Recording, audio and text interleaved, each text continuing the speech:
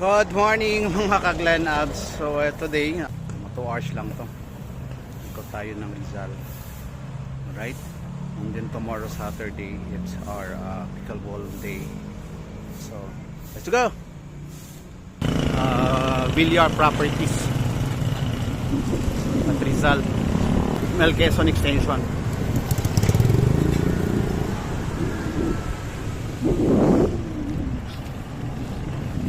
Lubat yung cat-eye natin, hindi pa napapalitan ng battery.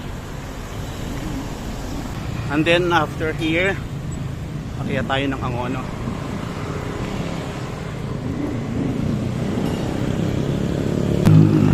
Hanggang 10 lang tayo in the morning, and then back to work after 10. Weekend time natin, kinukuha natin sa exercise natin sa health natin.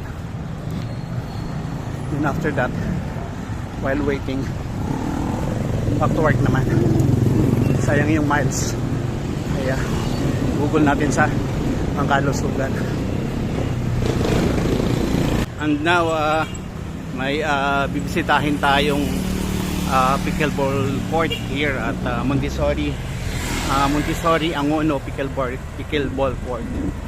So tingnan natin, kasi invited tayo on Saturday, that's tomorrow, 7 to 11 p.m. This is an open play. So since nararating, titingnan natin, kilar natin yung court. Okay, let's proceed here. This one is Camellia Sierra subdivision, property of Villar. So I think going left, so let's go here. Ayan o, Camellia. Alright, this is the Montessori Angono. I'll ask, where's the court here? Pre, yeah, ito, ino-ocular ko yung Montessori pickleball court dito sa Angono. You see? Ito yung court dito.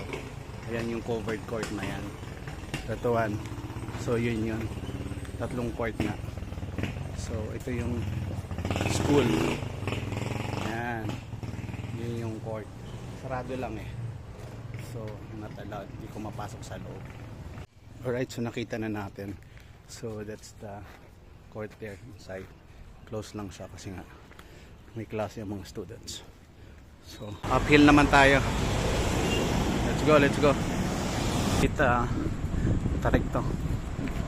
Let's go.